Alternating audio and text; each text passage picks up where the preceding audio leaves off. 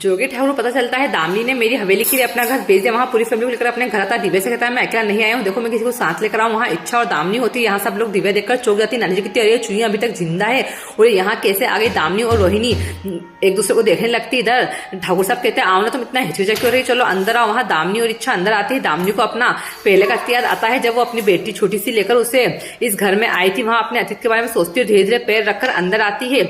वहाँ इच्छा भी अपने अतीत के बारे में सोचने लग जाती है। दामिनी सबसे हाथ जोड़कर नमस्ते करती है। इच्छा जाती है और दिव्या के पैर पड़ने लगती है। ठाकुर साहब कहते हैं तुम स्वागत नहीं करोगे, मेरी बेटी इतने दिन में अपने घर आई है। वहाँ दिव्या को पूरा बचपन याद आता है। वहाँ सब अतीत याद करती है जब मेरी बेटी के साथ ऐसा खेला करती थी इच्छा। वहाँ सब उसका जो गिफ्ट दिया करती थी सब उसे पूरा बचपना याद आता है। और वहाँ जब बड़ी हो गई थी कहती थी तपस्या प्रेग्नेंट है, तुम उसका ध्यान रखना, ये सब बात उसे याद आती है और उसे बहुत खुशी होती है। वहाँ वैसे ही एकदम इच्छा को पकड़ती है और अपने गले लगा लेती है।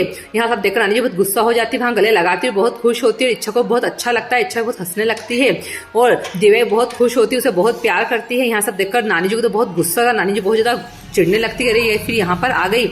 वहाँ बहुत खुश होती है। ठाकुर साहब भी बहुत खुश होते। ठाकुर साहब कहते हैं इतने दिनों बाद मेरी बेटी मेरे घर पर आई है, मुझे बहुत ही खुशी हो रही। वहीं तपस्या का फोटो देखती है इच्छा और उसके पास जाती है और जाकर उसको देखते ही उसकी आंखों में आंसू आ जाते हैं। वहां बहुत रोने लगती है। उसको अपना अतीत याद आता है जब हम दोनों साथ में रहा करते थे, सोचते थे कि हम कभी एक दूसरे का साथ नहीं छोड़ेंगे। यहाँ सब ठाकुर साहब देखते और ठाकुर साहब से गले लगा लेते और कहते बेटा तुम्हारी आंखों में अब कभी आंसू आने नहीं चाहिए, मुझे मैं नहीं चाहता कि मेरी बेटी अब रोए और तुम मेरी बहुत अच्छी बेटी हो। इधर सुरभि कान्हा सब लोग आ रहे होते हैं। सुरभि और मीठी पूछती है कि आखिर तुम हमें कहाँ लेकर जा रहे हो।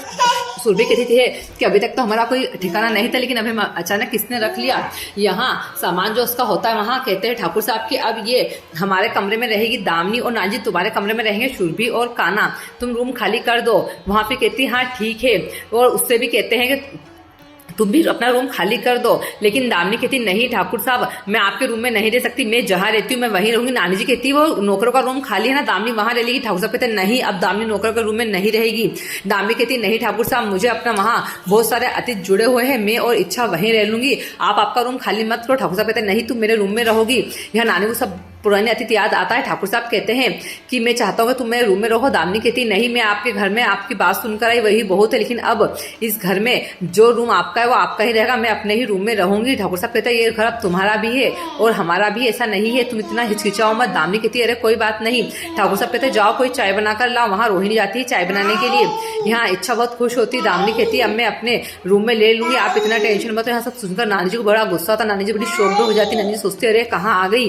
वहाँ सब सामान अपने रूम में रख रही होती है। ठाकुर साहब तो बहुत खुश होते हैं कि चलो एक बार फिर हमारी फैमिली मिल गई, सब लोग आ गए। रोहिणी से कहते हैं जाओ ना चाय बनाने। रोहिणी कहती हाँ हाँ ठीक है जा रही हूँ। वहीं फिर दामिनी कहती मैं चाय बनाती हूँ। ठाकुर साहब कहते हैं नहीं तुम नहीं बनाओगी, रोहिणी तुम जाओ। वहाँ रोहिणी चाय बनाने के लिए चली जाती है। ठाकुर साहब तो बहुत खुश होते हैं चलो सब लोग आ गए। जैसे यहाँ कान्हा सुरभि आते हैं, मीठी उतरती मुट्ठी देखती है अरे ये तो मुक्ता का घर है, तो मेरी दोस्त है। कान्हा कहता हाँ ये मुक्ता का ही घर है और हम यहाँ कुछ दिन रहेंगे।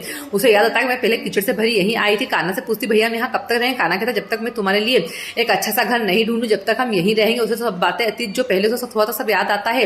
और कान्हा सुरभि से कहता है कि चलो हम अंदर चलते हैं। मीठी से कहता है चलो मीठी तुम भी चलो। और तीनों अंदर आने लगते हैं। सुरभि सोचती है कि हवेली तो हमारी है और हमने इस हवेली को खरीदा। वहाँ मीठी से कहती तुम्हें नहीं पता इस घर की तो नीलामी हो रही, तुम्हारे भैया ने इसे लिया है। वहाँ अंदर आते ठाकुर साहब बहुत खुश होते हैं और कहते हैं दिव्या से ये तुम्हारी बहू है। वो पैर पड़ती, कान्हा पैर पड़ता, दोनों अंदर आते हैं। ठाकुर साहब कहते हैं आओ बेटा आओ। यहाँ दामिनी कहती मीठी नहीं है, वैसे मीठी आ जाती है और सब लोग मीठी को देखकर चौंक जाते हैं।